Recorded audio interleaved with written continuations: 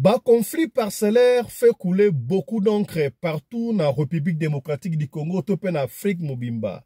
Na ebité, qu'est-ce qui ne va pas entre bas frères et sœurs, ba bandi ko bomana, pona ko melana, ma pangu oya famille, ma pangu oyo ba papa, na mama batikela bango epesi pasi lisolo lelo ngala kobeta yango te me bokoyoka ndeko ye moko mwana liboso ndenge aina lisolo na ye awa a expliqué bino mais toyebi ke kombo ya ndeko na ye Fabiola Josephine Meso bafandaka na Kauka sikabo azali na Liège na Belgique muto abengisaki ye na poto awa ya na bango ya kuza Fabiola Josephine Meso ye a falsifié mikande ya lopango o mama na papa batika akei kote kela yango 3 personnes et puis amedi bandeko na mbongo musana ya salaka yango wana epesi pasi ngana kobeta lisolo wana te bokoyoka bino batu papa akufa mama akufa atikela mnoka lopango moko boyoka conseil ce qui se passe na famille batu mususu pona epesa bino mayele tokosola yango awa na émission ya lelo. Inondation, débordement à rivière Njili, ça fait couler beaucoup d'encre. Histoire où epesinga passe ya kosakalate. Papa, andimia kufa pour a sauver bébé il y a 3 mois. Papa a accueilli bébé à Biki. Toko solengo awana émission ya Lilo.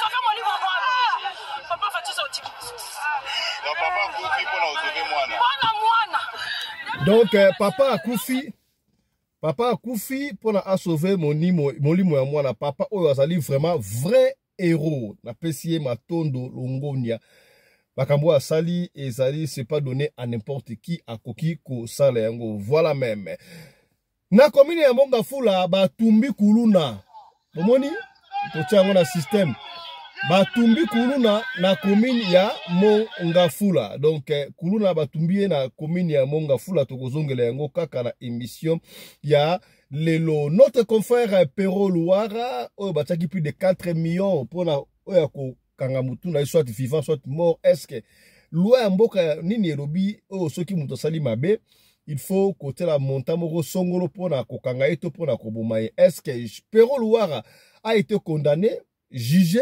Il a été jugé condamné to batika randengo wana donc tokolanda moi extrait ya ministre ya finance ya justice mwana mboka Constant Mutamba o alekaki na Top Congo FM mais aussi na Télé 50 et pas palingaki à se défendre. Il était face aux journalistes. Papa Molière Nembalemba, voilà. Apandi union sacrée. Apandi union sacrée ndenge nini. Alors il va vérité o eko koloba mate to kolanda yango awa kaka na émission ya lelo. Mbote na bino bandeko balandi ya radio loko télévision bisika nyosto bozwami. Merci na confiance pe fidélité bozali ko continuer ko pe sa programme oyo radio lokole masolo et pas wapi chaque fois tukuta na ka pona ko solo la makambo zali koleka na communauté na biso africaine en général na lobaka yango mingi biso bato oyo to lobaka lingala soko ebinga merci mingi matondo longonia ezongo mboka yo kasi soki mbali boso yo omona ngai ebaka benga biso fiston pelende tata ya Sedek tala makambo oto kosola na somera elelo yango ya na sengi na yo biloko moko mibale misatu ya liboso ebi yango soki no s'abonner na chaîne na biso te to s'abonner ya to na besoin kokoma 55 000 membres na communauté oyo. Ceux qui s'abonnent awa kobo sanate ko fina cloche à notification pour na orataka ba programme na biso te. Ceux qui aussi lisi ko s'abonner awa yo kene na lombango na deuxième chaîne na biso Afrique Masolo TV. Obetikaka na YouTube Afrique Masolo TV okomona photo na ngai o s'abonner pe lisusu. Ceux qui aussi lisi okei na TikTok. Na TikTok na biso do fiston pelé de compte na TikTok na o follow biso pona soki to koksino bobo beto na kosala ba live to so la biso na bino macho kwa macho esalaka ndengo wana toko banda liboso na information na drame o esalami na Afrique du Sud pesi biso pasi ya kosakana te mwana mobali un jeune homme un jeune congolais témoignage ya kitoko ya malamu babomie na Durban. Baboyi mwana mobali oyo na Durban babetie masasi debi ke mboka oyo ezali mboka ya bana batu bakufaka à tout moment on ne sait pas ba inde ko moko calme likambo na mutu te atumolaka mutu te kasi babeti ye masasi pona nini tokozwa honorable Papa Johnny mutu azalaka bongo na Durban peut-être akozala na information oyo biso tozali nango te tokozwa pona bino nzela ya singa honorable Papa Johnny. Papa Johnny, mbote na yo. Mbote ndeko fiston pelinde kolo mona biso. Voilà Papa Johnny na lombango yebisa biso yo zali na Durban esika pindeko oyo likama ejuye papa ya bana akufi. Qu'est-ce qui s'est passé au juste salama ki ndenge nini? Ah ndeko fiston eza pasi mboka oyo tozotambolaka na ba problème pembeni na biso koyeba te olamuki na tongo otiki bana na ndako obimi pe ozongi na ote. Donc lobi na lelo na tongo nde moninga moko abinginga bisinga bi makambo ti koleka na ngabi na ebita abitala nde kotel babomi eto banda komone Kalombo banda ko benga eta tu Kalombo. OK. Donc ndeko wana na bato oyo nga na kuti na Durban oyo nga na kuti na Durban awa aza parmi les plus sérieux. Donc les plus sérieux na kokoloba nini aza mutu na tikala komone na mutu te bazobunda bazoswana pona mabambongo ainsi de suite. Et à tout moment aza gentil okosekana ye ndenge nyonso. Donc na tikala komone na kandate na tikala komone ya silikate. Alors azalaki kosala liboso na batrack kotambusa batrack et moment donné asalaki accident aye kolongwa musala tanga longo musala na chômage wana eloko osala ezate aluki ba moyen asomi mwa 20 na ye akomi kosala ba delivery. Donc ko transporteur kozwa batu kotika mwa bongo bata market ainsi de suite banda pe koteka ni na market osomba ba frigo kobongisa koteka ti aye kobela abela ki AVC tanga beli AVC brutalement azaki ka kotambola akui baye kozwa ye bakeli na hôpital AVC ma na ngolo nzambe azonga ki do ba facteur na inyo sanzo tuzonga be pasala soki ba 2 ou 3 mois na hôpital nzoto na ye zonga nango très bien aye pe koluka musala lisusu azui transport oyo track oyo azotambusa mikolo. Donc azokende musala na ye azozonga na ndako denema akuti na totala na Facebook acheche banini na ye azoyoka musique moko ya nzambe azotambusa mutuka na ye. Et un moment donné lelo na tongo nde moninga moko azobinga ngai tinga frère Johnny tatu Kalombo akufi abeti masasi ngabi babeti masasi wapi nde atindeli nga ba vidéo oyo mibale atindeli nga na ba photo. Donc n'a regretté fort, un homme très courageux, très fort. Et puis d'ailleurs que basi d'Africain ba yebi parce que azani maîtreté mais bitumba boina nzoto ataso bobi ba 5 6 mibala ko beta ne bilo et ba yebi que soki ba landie na nzoto ba koka ete. Donc il faisait babilo comme ko uti na musala eza ba jalousie musala. Donc c'est un peu ça yango tozo la plutôt zona no suite on va commis sur le terrain, même si c'est exactly ezalaki nini o ba ko bete masasi juste na sia building nae. Donc auti musala a parquer mutuka nae auti na ndako akiti susu na sia somba biloko soki na mwa station moko za na se na bangwana nde baye ayikuta na babandi na babeti masasi. Voilà donc azalaki bien visé. Voilà, bandeko bazolela yango wana. Donc on ne sait pas montrer les images oyo. Il y a matanga, vous pouvez voir de loin. Donc quand il y a na musika afin de kaka na immeuble oda c'est le roi de papa honorable Johnny Alobi. Donc il faut toujours être prudent à Kiti Asomba kaka lipa. Voilà comment est-ce qu'il s'est retrouvé et Bembe. Donc il peut s'y passer à Kosakarate. Donc et ça en Afrique du Sud mais partout au Fandi il faut ça la attention déco. Salaka vraiment attention. Salaka attention, il faut qu'on vive na prudence na mboka oyo parce que makambo esa na mboka oyo so ba ebisio ezali pasi ya kosakana te. Ezali pasi.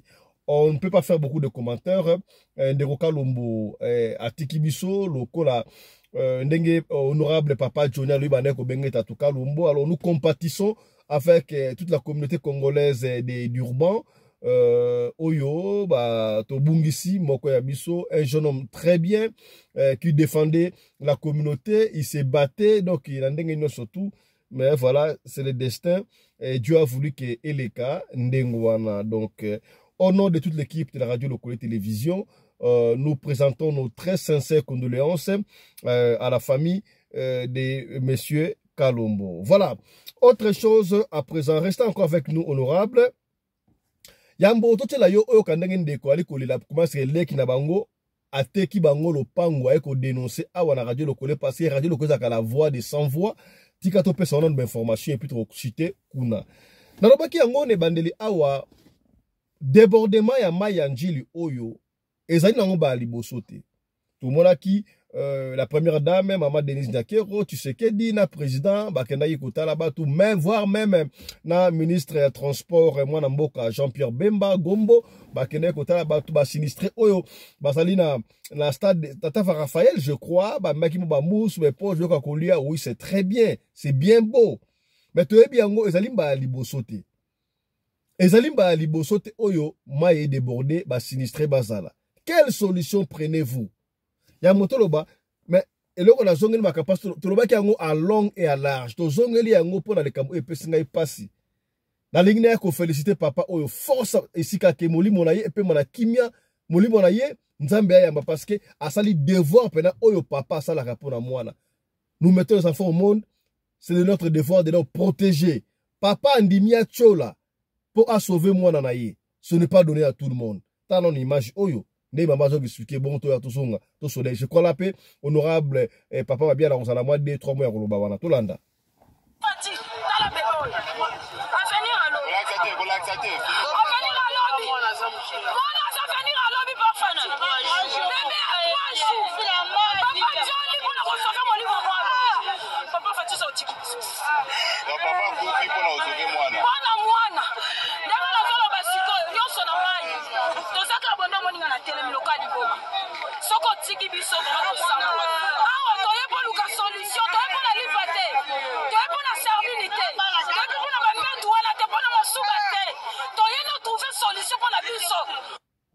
Voilà, très bien. Ndekoyo alobi très bien. Vous voyez, pour la lipate, pour la sardine, pour la mousse, il faut trouver une solution.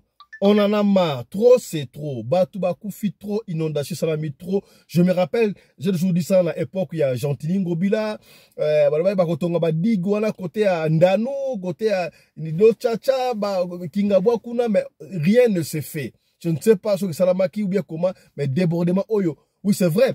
Papa Fisto, catastrophe naturelle. Oui, catastrophe naturelle, mais on peut aussi éviter. Vous croyez même s'il y a eu débordement, ce qui va dire qu'il y a des dégâts ou saleté. Nombre officieusement, c'est pas officiel, 40 personnes. On sait qu'il y a plus de 40 personnes au Bakoufi. Comment se fait-il que Mayanjili est débordé? Tina batu ya matetna batu ya lemba badindi. Et puis si passe ya kosaralati. Donc paix à son âme papa oya tikibiso pour na alingaki a sauver mwana na ye. Papa Johnny, moi liloba par rapport à inondation oyo, est-ce qu'on peut éviter ça? Il y a justement makambo ya ba inondation na Kinshasa. Mon frère nanga izoka musanga ivoma biso banda to kola na kino wana to tukale komona inondation lolenge o isalemi baloti. Donc c'est toute la première fois. Mai est débordé na Prince Otobengi boulevard Lumumba et puis mais il n'a comprendre de donc et le comme sous o toko koloba eza ba catastrophe naturelle bien sûr, mais il y a aussi na babingango politique, il y a anticipation des choses. Congo te yebi bien que makambo sale maka ebele. Ça m'a étonné à comment un gouverneur na kacha kano rapide moko ekufa yé mutoye secours ba komi ko secourir encore. Comment expliquer? Donc tozala katana ba kano rapide mi PPT. bakano abili ya mopepe ofanisi na banda pour na secours. C'est pourquoi moni batu na ba fleuve bazo kweya bazo kufa lokwa banyama parce que soki na capitale secours ezate. Combien de fois batu baza na ba mai kuna? Hein? Et chose grave, papa Johnny. Soni ya lolenge wana biso donc ndenge bazo la kisa même en Afrique d'ici da ba la kisa ngona na ba émission la ndango te. Ouais, chose grave. Dogi, Boulevard Lumumba, inondé nzede soute changu e katani na reste ya sur région mususu batu et komi batu ba ken aéroport na canot rapide bazu ba canot rapide ngo en mauvais état et kufi na kati ya mai et kufi na kati ya mai. Imaginez-vous que mboka moko ezanga secours ya batu. Bato bazo voyager bazo kende na l'étranger au lieu gouvernement azo a charge na bango parce que ezali eloko esalemi ezali catastrophe binyango naturelle. C'est-à-dire le gouvernement qui va prendre charge ya bato bazali ba sinistré ya eloko wana. Mais ye a comme isuko charger bato na ba $200 ba $150 pona kolongola mutu kaka na libongo wana ba komisé na kinkole soki na malu. Et puis soko lingozo avion na ndolo petit porteur tina aéroport Anjili $500. Donc le gouvernement a profité na malheur ya batu na catastrophe oyo pona abando charger sur l'opération. Gouvernement na biso eza ba sorcier. O comprendre ngai na lobaka ngo ke mboka na biso ebele ya mbongo. C'est pourquoi moni même les Rwandais otozo finga ba Rwandais, les Rwandais ont compris que les Congolais sont des bêtes. Pourquoi? Parce que bazo la likolo ba minéraux bazo la likolo ba millions d'années mais tozo kufa na nzala tozo kolata ko bongisa mboka na biso moko mais bango bazo yiba bazo bongisa pa na bango. Est-ce que zo mona te ke bino bato wana problème na mutu na bino? Hein? Voilà. C'est nous qui avons des problèmes. Tout ça n'a pas de problème sérieux. Je crois que donc yo mkono loko ozo la nzala mutu azo yiba azo kende kotunga. Est-ce que ça normal? Je crois que cette fois-ci, est qu'on interpellé Bango. Cette fois-ci, est qu'on interpellé Bango. Total, sous maman, oyo. Dengue, au bal na ya choli, a sauvé moi la bébé 3 jours.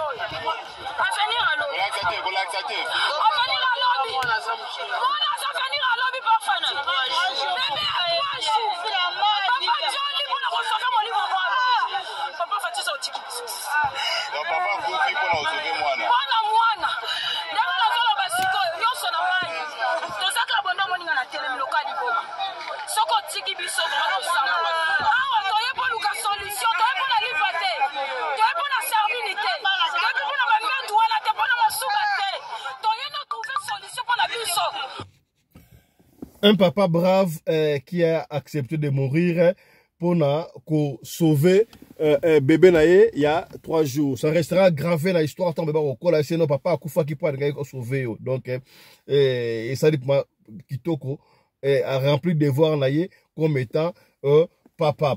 Honorable papa Johnny est encore avec nous mais tout le monde papa Molière union sacrée bani ko panzana et pendant c'est le tour de papa Molière ya kolongwa union sacrée to ka mwisa Nyamwisi qui Nyamwisi n'est-ce pas oyo alongo pe union sacrée il sera bientôt à Goma. On va revenir là-dessus mais nito na nous papa Molière qu'est-ce qu'il dit?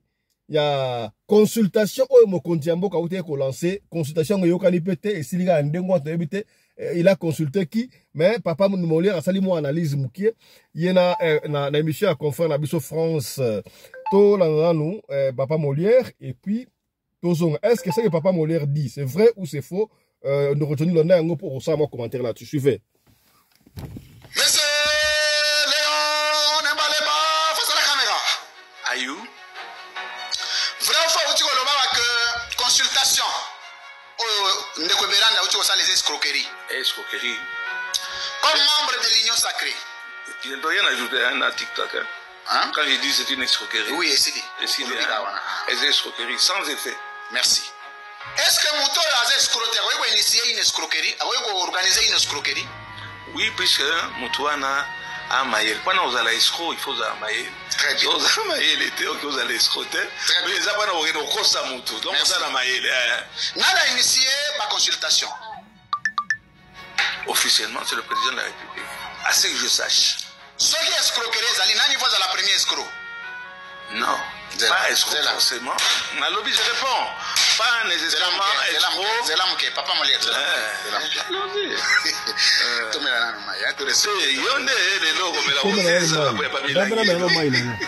ce qui consultation ezalaki escroquerie. Comment consultation eza escroquerie. Alors que initiateur nango ezali mokonzi mboka Félix Tshisekedi. Qui te dit ça mon amour parce que vous avez battu belé à consulter battu belé. Yes, ko rôle na escroquerie wana ezani. Oh, so ezali rôle na yende après ça ngomutu mususu tende asala ki yango yemoko. Merci. Na kati ya union sacrée. Soki le Félix Tshisekedi azate. Nani a choisi comme dauphin? Question makasi hein. Comme dauphin. Ils ont convaincre yo papa Molière si c'est le dauphin du président, je soutiens parce qu'il est dans le profil. Il faut donner un nom. Je ne peux pas dire personne. Je dois donner un nom. Bon, comme j'ai évolué. C'est là que je retourne à ceux qui m'ont à la dauphin, ceux qui sont oui, ceux qui sont à la dauphin au lobby, oui. Il me facilite la tâche. Oui. Très bien. Et ce Augustin Kabou est à la dauphin président? Jamais. Jamais. Mozo. Nassé à jamais s'il existe quelque chose. Est-ce que Nassé... Papa Molière. Il a 86 ans, papa. Âge canonique. C'est bon. Bati. Pire. Non, les oiseaux de même plumage. Moi, j'invite. C'est qui ça? C'est qui ça? C'est qui ça? C'est qui ça?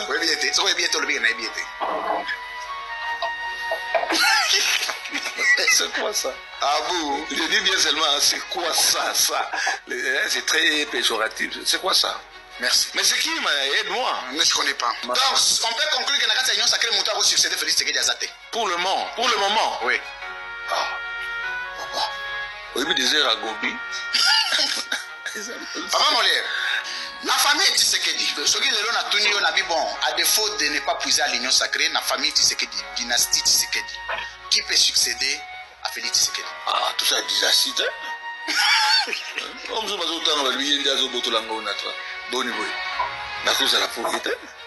je ne pense pas qu'il y a quelqu'un qui ait été préparé pour ça. Personne. Donc, on peut tomber dans une conclusion selon laquelle, après Tshisekedi, tout s'arrête. Oh, délit. Toya ma voleur na Union sacrée, vous allez à combien de pourcents? 92. 92. Oh. Gouvernement, 92%. 92%. Gouvernement, 93. 93. Présidence. Présidence, 99,9. Attends, on a fini. Papa Molière. Ok. 99,9. Na Parlement. Aïe. Le gars panier à crabe. Pango égalité na 99%. Vrai ou faux, le régime de l'Union sacrée est un régime de voleurs? Je l'ai déjà dit en 97. Vrai ou faux, c'est un régime tribal? Je l'ai déjà dit. Vrai ou faux, c'est un régime d'incompétents? Non, pas un régime tribal. C'est-à-dire on a nommé beaucoup de... Oui, mais le pourcentage, la majorité, non? 97. Voilà. Vrai ou faux, c'est un régime des incompétents? Ah, 97%. Il y a 3% qui sont intelligents. Est-ce qu'il faut pas Zalaka ou bien il faut pas Longwa? Pas Balongwa. Oh. Non, il fallait déjà Balongwa la bango depuis longtemps. Il y a un régime Mobimba. Et Kende, toi et Tika. Il y a l'Union sacrée. Mais il y a un banane comme Bino Nyonso. Sous, Soso Meme Libatale. Sous, dehors.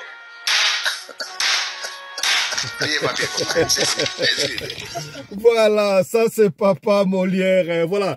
La ligne honorable Papa Johnny Mabiala, un commentaire sur ce qu'il vient de dire Papa Léon Nemba Nemba, Papa Molière. Commentaire, est-ce qu'il y a la raison dans la tort? On a 1 minute seulement. Yeah, merci de Konangai. Papa Molière alobaka ne ba vérité malgré na ba blague na ye azalaka nango belé mais alobaka vérité. Mabe oyo ezalaka na président na biso ezali nini anomaka mingi na monotonie.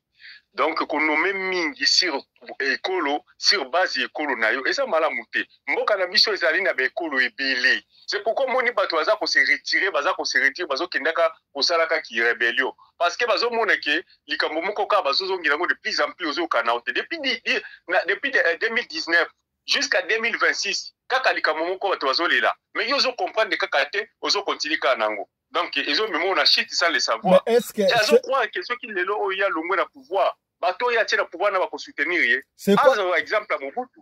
C'est quoi ton avis? C'est quoi ton avis, n'est papa Molière à lobby? Ce régime doit partir. Azan a raison. Azan a raison. Azan a raison. Azan a raison 100%. Azan a raison 100%. Et on a lobby. Problème n'a pas que anga problème il y a pas blague. Amoni azolo ba likambo azo seka il fallait azo sérieux na likambo azolo ba. Azo ba makambo za vrai. Président azo nommé azo tenir compte ya bikolo to za na ngona Congo te. C'est ça le problème. Ok. Honorable Johnny Mabiala, tu as comment on a awa balansaki na ebite soki kanyoto bengo kanyoto nini oyo ako kanga confrère na biso Pero Luara na mususu wana ba kopia 4 millions so combien de 4 millions 500 000 dollars quelque chose comme ça. Pero Luara bazo accusé comme étant journaliste soki ya ba Rwandais consort. Il n'a pas été jugé. Il n'est pas condamné. Mais sur base de quoi ba kotia mbongo pona ba na mutu soit vivant soit mort. Yo analyse na yo ezali nini par rapport ya ça. Nalingi avoloba, nalingi toyoka na ministre.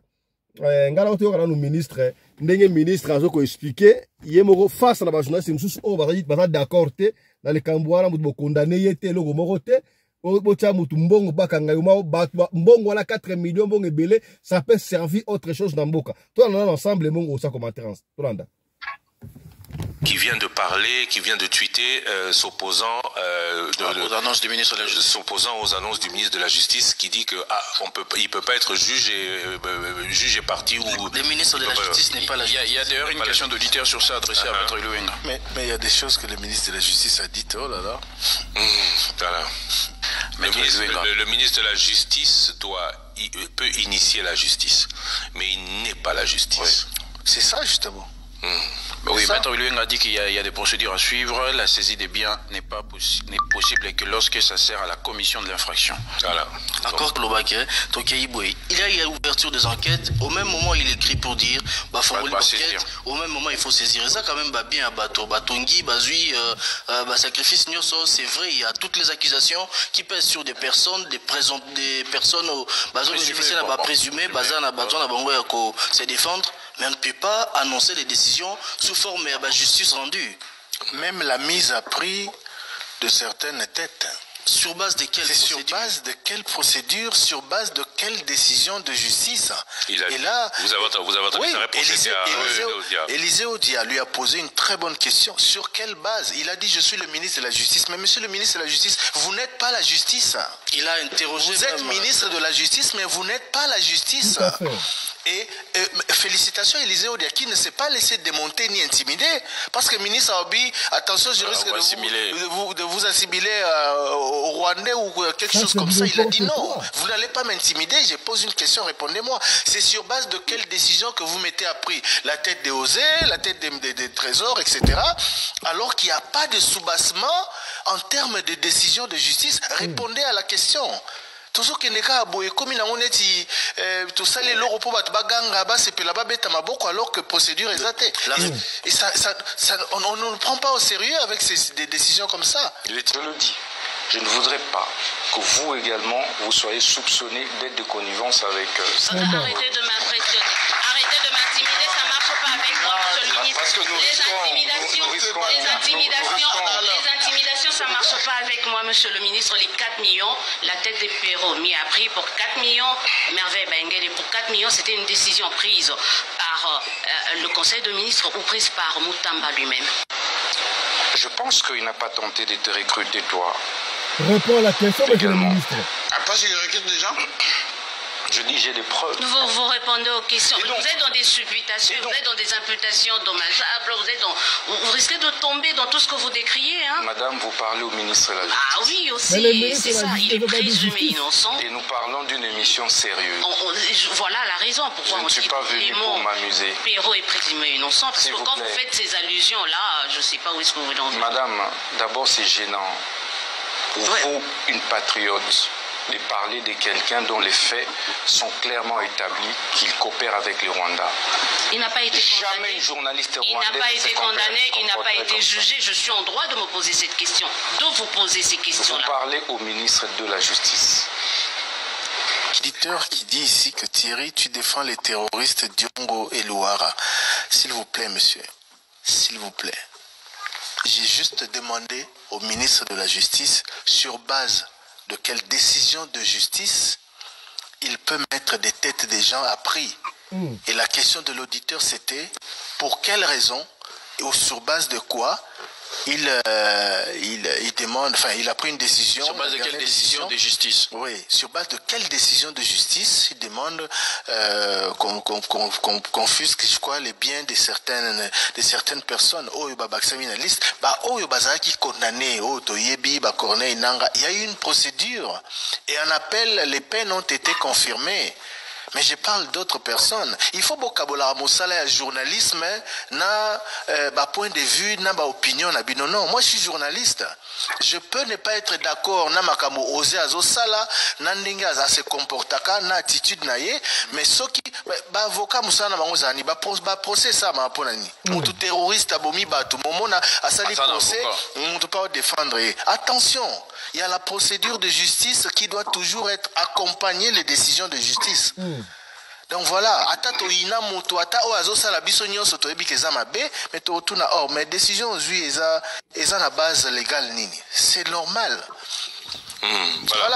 Voilà, donc papa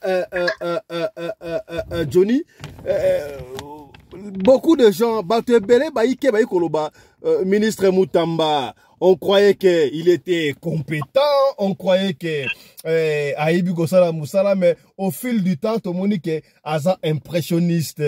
Bah, décision, bah, Ozawana, est normal. Nulle part, oyo, un présumé innocent. Je ne dis pas que Perron ne coopère pas, je ne dis pas comme ça, parce que Perron n'a pas été jugé, il n'a pas été arrêté, il n'a pas été condamné, mais Mbaramoko, puisque Azoloba, d'après la vérité au Lobawana, et ça dit que ministre de la justice va saisir bien banda kunaye et puis pour aller plus loin bah 4 millions à mutu au Kangapiro vivant ou mort. Donc croyez-vous que le ministre de la justice a ba décision là mutu a comme ça la prestige et puis être un ministre de la justice cela veut dire que on la justice ton lecture na yo Papa Johnny. Bon, ndeko nalandi moi déclaration ya journaliste wana mais eloko ngana koloba omoni Mutamba azo répéter bango à tout moment je suis ministre ya la justice mais bango azo poser ka question. Cela veut dire donc qui veut dire alingaka ala ki sabango que je suis mieux placé que vous mais en réalité ndeko Mutamba aza compétent. Mais le problème, il y a des Mutamba, à tout moment, Mutamba, le problème est que azo subir la pression oyo ezanga kombo. Vous comprenez? Azo joua la pression oyo ezanga kombo. Mais ngas ko eloko zoka musanga ezani. Batie 5 millions ya kokanga ndeko Pierrot. 4 millions. 5 millions. 4 millions. 4 millions, hein? 4 millions ya kokanga ndeko Pierrot kaka ye moko. Mais maintenant, batu oyo bauti ko dinda na Kinshasa, ba oyo bauti ko kufela batu. Batie combien de millions pour la batouane? Le budget n'est pas encore sorti, hein? Toye batie combien de millions pour sauver batouana? Parce que mutu moko déjà, au BBC déjà 4 millions, o ezo telengana, ezo zelaba kanga Pierrot. Mais maintenant pour na batu oyo bakufi, na batu oyo ba perdre banda kuna bango, combien de millions ezo zelaba bango? Ba bisabiso.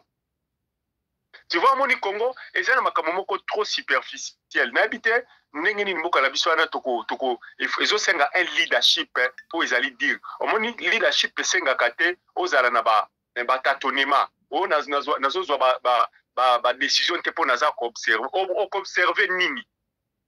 Leadership ezali décision. Et puis ezo senga auto bengi autorité. Il faut zala na autorité lokola ndenge nani Ibrahim Azanangwana, à quoi ici? Les gens qui ont des mécaniciens, qui ont des avions, les mécaniciens, ils ont des mécaniciens. Il faut que salaire le double, mais triplé. Ibrahim a dit, donc il y a besoin encore. Il faut saboter l'État. Et l'État, combien il faut saboter? Beaucoup travailler, vous allez travailler. Na salaire na bino au salaire coûte za soit ko discuter de cas au bango bazala ki nango pour l'état di baka bien amatela bango mais lokola baboyaki ba triplé président bi beaucoup sala kaka na salaire wana basala di basalite donc la présidence c'est singa kao nazo observer o mawa o boye o ba papa ya bana o muiba so bambongo belé o lobano aza papa ya bana bobo mon frère beaucoup de choses mais ndekola biso aibake le pouvoir et les caractères bolukwa na mon peuple tant yoza nango nanu saisir l'opportunité tellement lokola mobali lokola yende mutu ndenge Kabila zoloba azana clé yende mutu azali akoko bongisa pe akoko bebisa donc yé mutu akoko résoudre akoko sa solution ou bien yé mutu akoko détruire.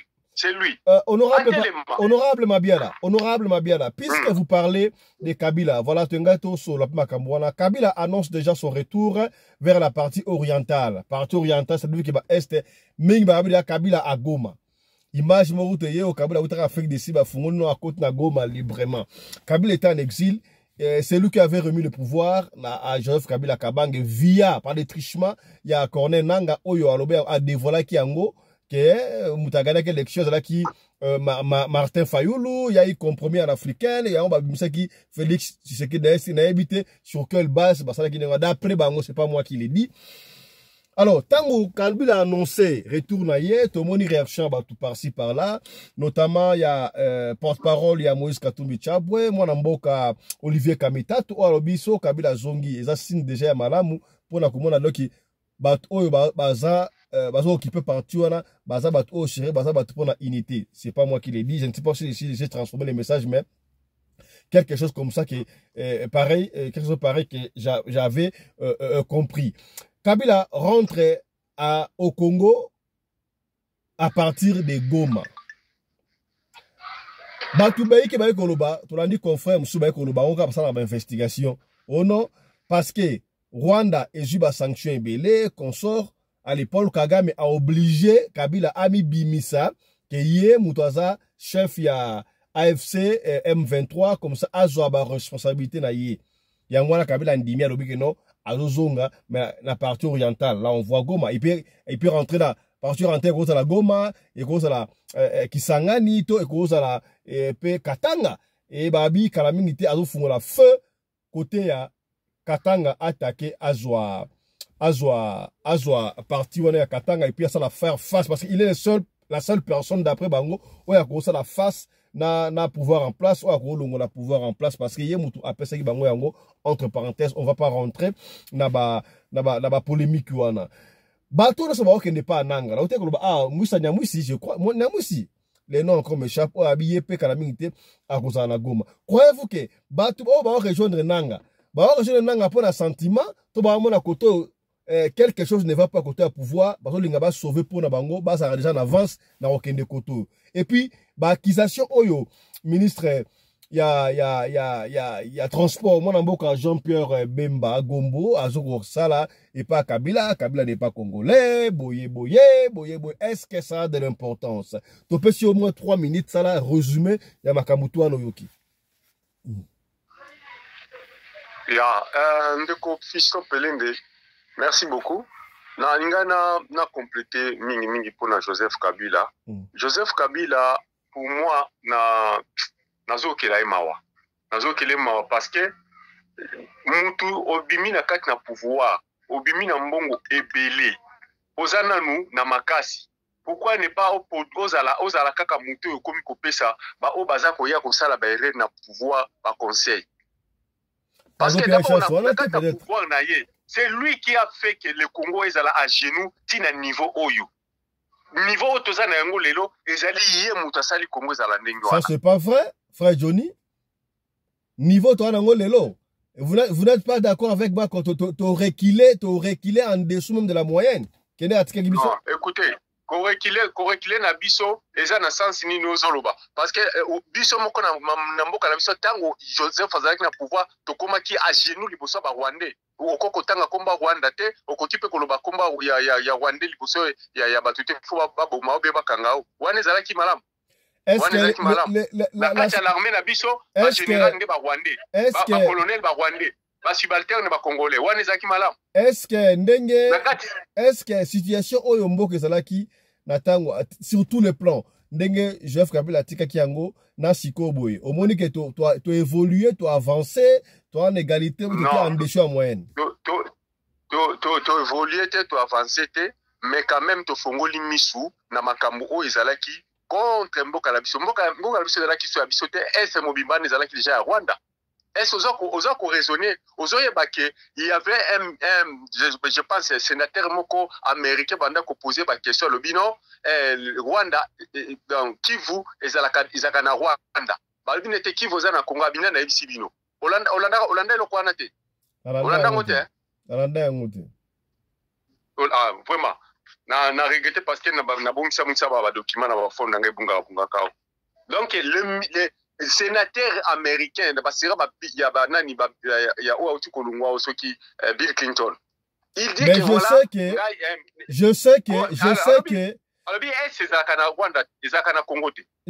que natanga livre moko ya mwana mboka Teddy Fitu qui sont allés en passant à Belgique, Congo et Grégoire du Monde.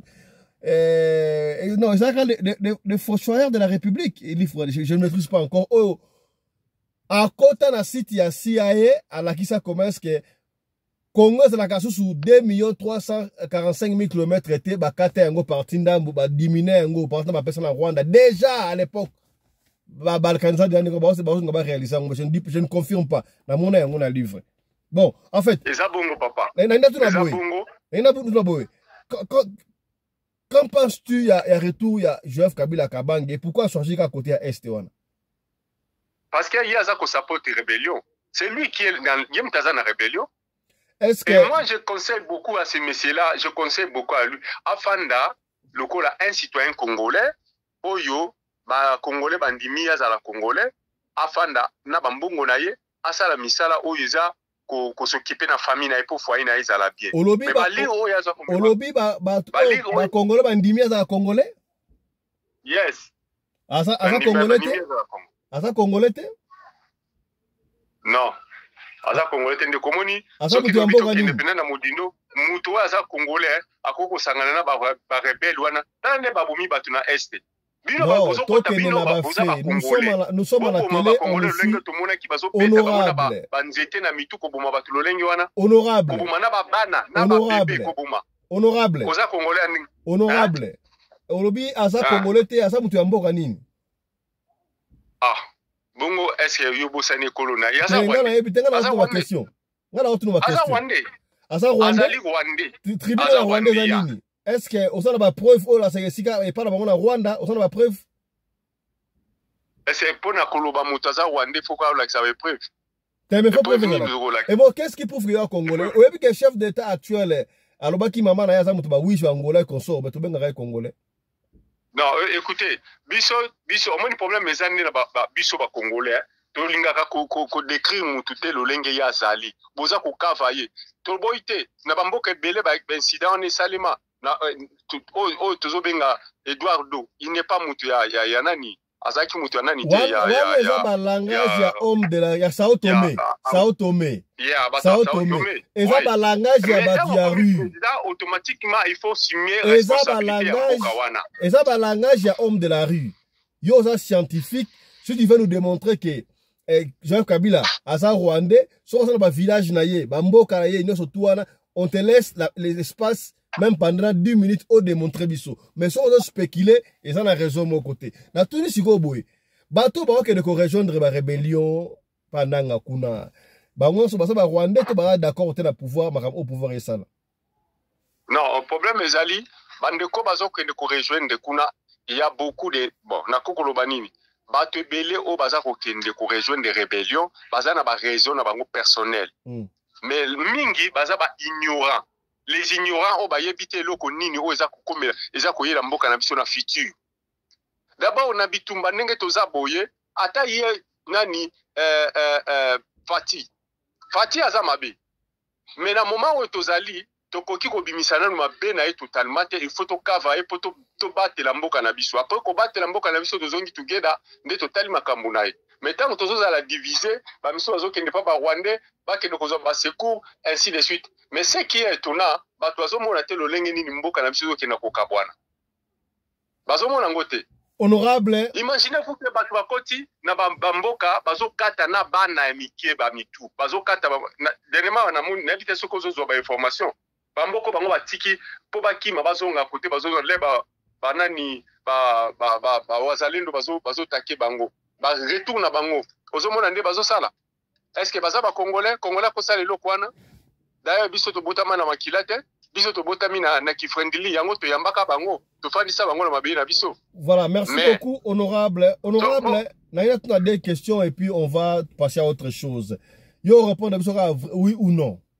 Sincérité.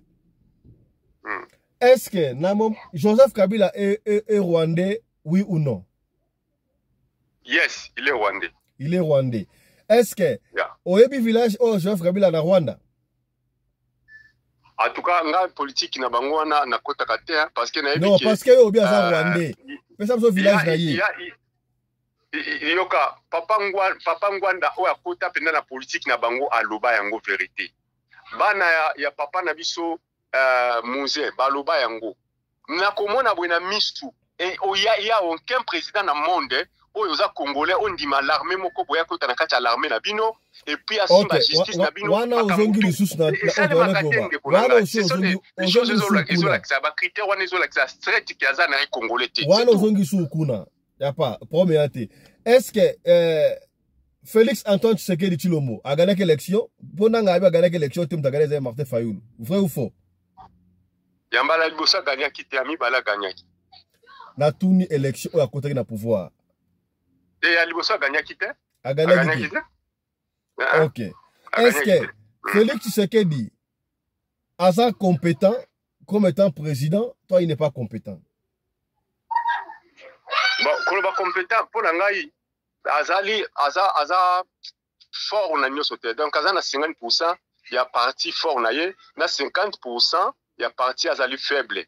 Donc, pour dire en vrai sens, Aza complété, donc disons complété na Koko. Est-ce que parce que d'abord, est-ce que non, explication toute ma question quand la question réponse on va finir avec toi. Est-ce que Sika Boy, so que élection et salami et que ba changer constitution, y alinga cha 3e mandat. Yo ko voter Félix Tshisekedi tu voter été. Na voter été, wana na voter été sérieux. Merci beaucoup. Tosuki wana na honorable Mabiala. Tosuki wana.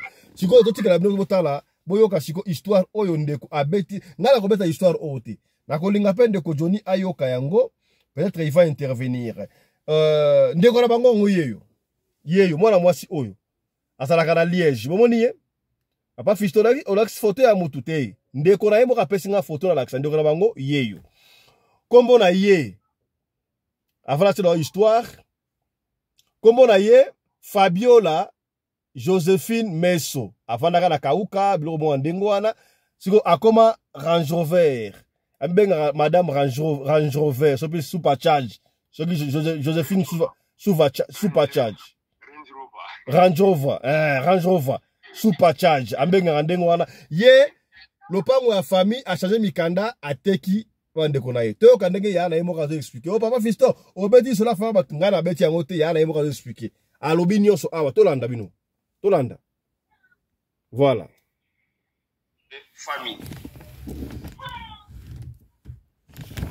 ye moka ko beta iso ya famille na bango bolanda famille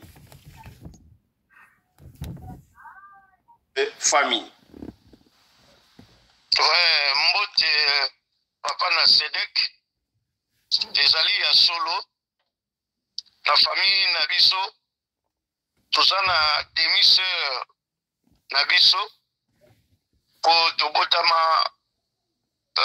mama moko kasi papa moko te ye afanaka na Liège kombo na ye Fabiola Josephine Meso mobali na ye Dovi Kitemoko. Tango ayaka nga mutu nasalaka tu akoma wana Pays-Bas pe na mimi ye na Belgique na bwakisi ye Liège ndenge ezalaka pe nazweli ndako na Liège po afandaka azwaki mobali na ye babalanaki micro esali ke mama na biso atikelaki biso lopango akufaki na 2003 nga naza mwana ya liboso nsima na ngai petite sœur aza na Kinshasa nsima ya petite sœur baparent bakabwanaki mama yaki kobala papa na biso mosusu donc papa na bango baboti ya liboso mwana mobali akufa azalaki mbila sola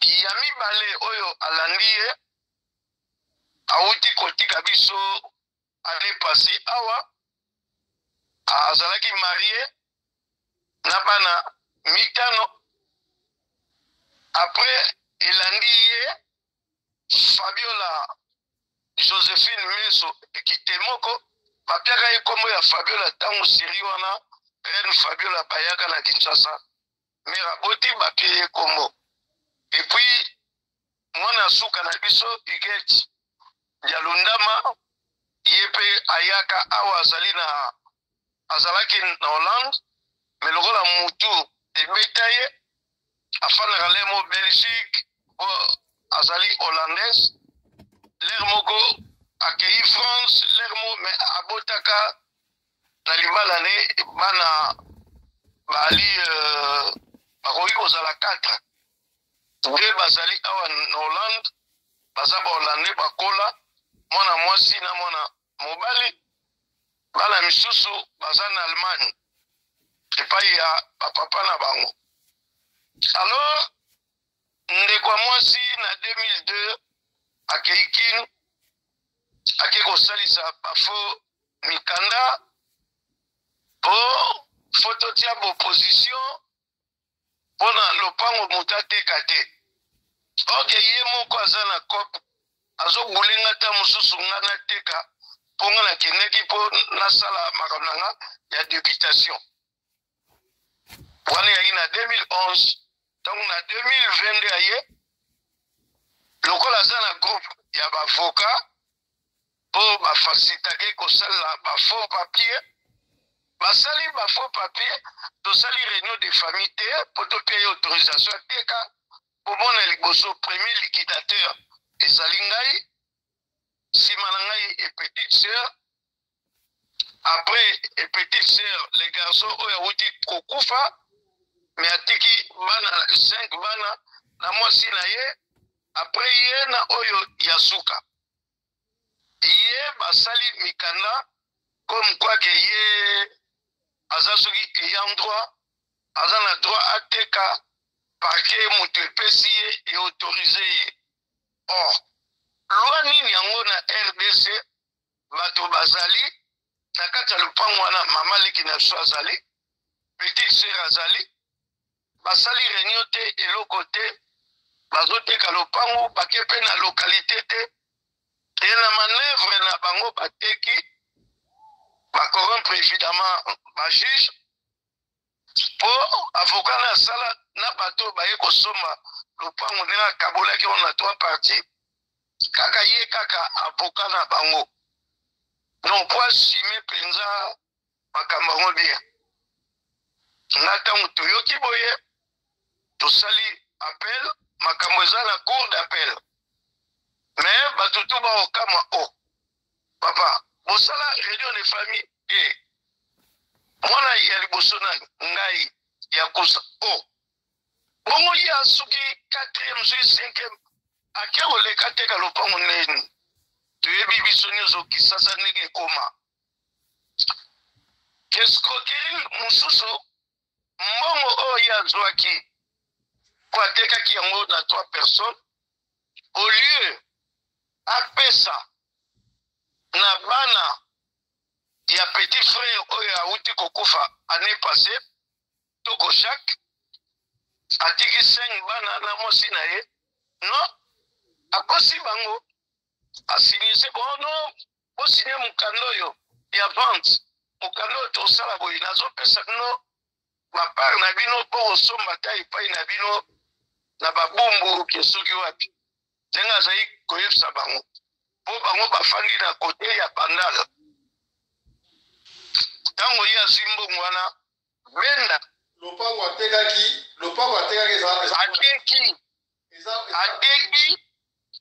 ateki lopango na commune nini epe lopango ya combien voilà ateki lopango lenge na zolo no na lingwala eza na Panyamutombo lopango ya coin akaki 3 quarts ya lopango atekisi bato bayepe basombi mais batango base rendre compte que ezalaki foli solo basala réunion te localité pa yebi non le lopango wana etekama te toyebi yango teke etekama po bayaka na localité basalaka réunion de famille bino eza te bozoloba kaka tosomba yango azali eyant droit aza na droit teka or sans réunion de famille bon ngai ntango namoni bongo nasali appel koluka baavocat nde makambo soki eza na cour d'appel balobi malembe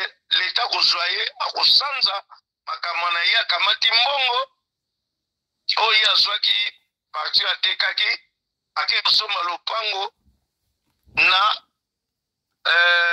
esika oyo nini na kauka eya soki na premier étage soki nde nini aza kovantango na bafacebook Fabiola nasukisi bango nasomi lopango mama lopango ngai Fabiola Range Rover amipesa kombo bongo pas komi Range Rover bana ya ndeko bazeli bamonaki esoute alimwa après une année oyo lisusu azongi babeti lisusu match mosusu na lopango mosusu ya commune ya Kinshasa na Mbomu eza pe na coin na direction ya village wana lopango ya papa donc ya père na bango donc ya papa esalaki peke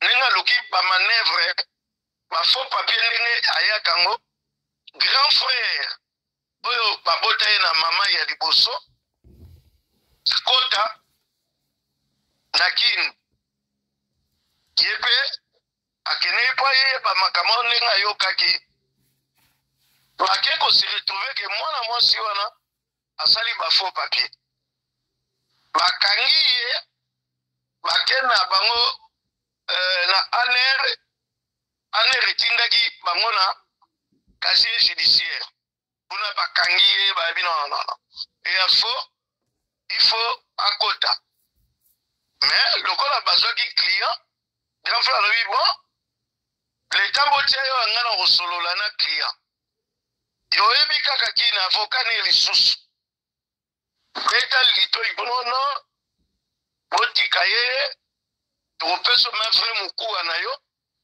ponga mpe na kozwaka parti soki okangi obloka ndenge nini na kozwa balar wana bakopesa yo donc avocat garantir place ya opesi yo nano okozwa likonda lobi nango mpe batiki ye bakei na bandal esika oyo bafungolaki compte soki na Royal Bank bazwi mpe part ya ye ote fo opesa part ya vie toko Jacques wana mwana ya mama na ngai na iget ndenge ana poto kuna nga moko na opesa bango mboko na bango bana via boyi me rebika lokola komanaja basi batiaki litrabiki soki toboyi likondo na korate na bavoka bazwi mbongo batie na compte bapesi ye bapendani ntango na prendre yango toujours ndenge mpe bandeko mosusu bayoki baza koluka siko epai nini ya kotrouve bana wana oyo petit frère Toko Jacques atikaki mpo bakenozwa mbongo na bango mpo ekomi deuxième fois asala bango ku wana je wana nzambe mpe nzambe ya bolamu hier lobi bake kokutana fopa na cadastre mpo ye akendeki asalaki opposition moto asombaki deja lopango na commune ya Kinshasa bakataki yango na ba 3 parties il fallait asilisa mbongo a récupérer bato ya cadastre ndenge bakataka tout ça bake kokuta opposition ya ye mwana wana Fabiola wana Joséphine Meso oyo asali na avocat na ye opposition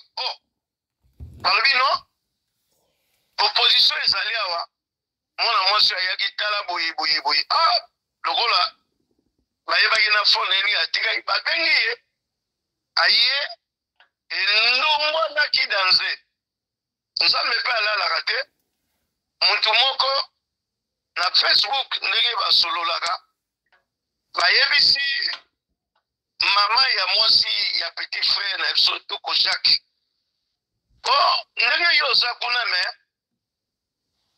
belle sœur na yo Fabiola yaki bazoteka lopango ya mbomo na commune ya Kinshasa yalobi etumba ye wana tolukaka mpo tozwa mbongo ya lingwala te abendana telefone eleka so te abloka biso ale baye mpe kuna elongwamaki bitumba danze bambila baye bango sikoyo na lolendo bango salokwa bakota bademare na voiture mwana ya mobali ya petit frère amati na kapo likolo ya voiture wana na paraprise akanyo babi bokokende na ngai boboma ngai donc bamoni bongo kita bima babimisi ye yango lobi jeudi bakozonga na mbila to ndenge nini alors nga ntango na prendre yango nabi non oyo ezali kimuyibi ye azokende koyiba korule bandeko makambo nano esili kala azodondwa asombi esika ayi asombi voiture akodenda ngai Fabiola Range Rover tout ça et puis nabosani eloko moko ntango petit frère akufi Jacques nabengi mpe naki nazwi société ya pompe funèbre toyokani mpe montant ndenge tokofuta makambo tu ye ntango ayoki yango te azwi pompe funèbre ya ye me mbongo wana 1800 ye azwaki yaki bambongo ya moziki oyo bakendeki komela kobina soki okufeli ndeko basangisi bapesi ye mbongo esali 1800 ale atindi lakini basombi libulu sirke bakundi donc ye sikoyo asalaka soki azosala bongo akokotisa bino conflit les deux côtés ndenge asalaki nanga alobi epai ya petite sœur mosusu Rachel l'Allemagne sikoyo ezali ke lobi olobi bosuki nde na Range Rover sikoyo obenga Range Rover te benga ependa komo na ye Fabiola Meso po bato baye na Liège na bakisakatani asalaka na bafacebook muyibi escro sikoyo lobi jeudi bakosonga kuna na cadastre ou na nini ya opeji mpona bayeba suite me mama donc mwasi ya petit frère na biso Toko Jacques comme ne bibi baokende na bana ndenge bakende na bana mpo bakende bango mpe bayeba suite apia bango nano mbongo ya parti na bango ya lingwala apesaki te na oyo ya mbomo ya commune ya Kine fo apesa bango voilà à peu près esika basoma esika na bango ya bien ezali te alors il y a comme il ça la manœuvre n'a pas. Voilà, c'est un peu ça à peu près. Et là, Oyo, Fabiola Joséphine Messo, Range Rover, Asali Bande Konaye, Abeti Bango aussi, doit être mon papa ou famille. On va finir par ici. Lecture non mouké, 1 minute, papa honorable Mabiala. Makamba Buena famille. Lecture non pour oh, Joséphine Asali Zani. Ya, Bande Konangai, Olimbisa mouké na se. Kina le makamango ngele ki ndenge nde kwaza ko expliquer. Donc moi na mwasi ya suka ya muke alekeli baya na maeli. No one is like ya la Range Rover. Déjà normal. C'est la sorcellerie. Pour la biso na ndenge biso toza ba bantu to respectaka bayaya. Ata ko yaya obobota minaye papa moko bien bobota mine mama moko mais tant que bozana makila moko azaka ka yaya. Donc yo mwana ya muke okoma na audace ya okende oteka mapango changer ba mikanda, c'est-à-dire ozana sorcellerie. Azana kindoki tuku. Azana kindoki mais ayo bakango te makambo ya mabele, mbongo ya mabele et simba kaka soki bosololi bien, bokaboli bien na bande konyo so équitable, yo ko somi mo lopango donc quelque part okofana na kimia. Mais ce qu'on sali amoka ninga akena ngwana il faut azonga sima azonga pinda muntu aya kosenga bolimbi c'est pas baya ne ba bongisa basa mamuno seleka na kimia ko soka ske na ngobongo ata bayani bazana kindokite ata famille bazana kindokite mais loi na tire ko kangai donc il faut ay bayango bongo c'est ça. Voilà. Merci beaucoup Bandeko Balandi, je crois bozalaki ebele ya koyoka na ilsol oyo to lingi ko sala commentaire ata mukete bo kine honorable lobby. Bisto Suki Awa, force à vous la famille, Joséphine, sous patchage, Range Rover, Soki Kolkobande, qu'on a eu beau Kaboula, l'amiable, à Yope, et ça radio le collé. Voilà version, ok, n'a la bête di solo te. Yaya na yo yemoko yakuza nta bête di solo. De vous benga solo, et de papa fisto, et zanga ete, ya na yo. Soki ya no akosi, benga biso, okoya pour la droit de réponse honorable à la pure.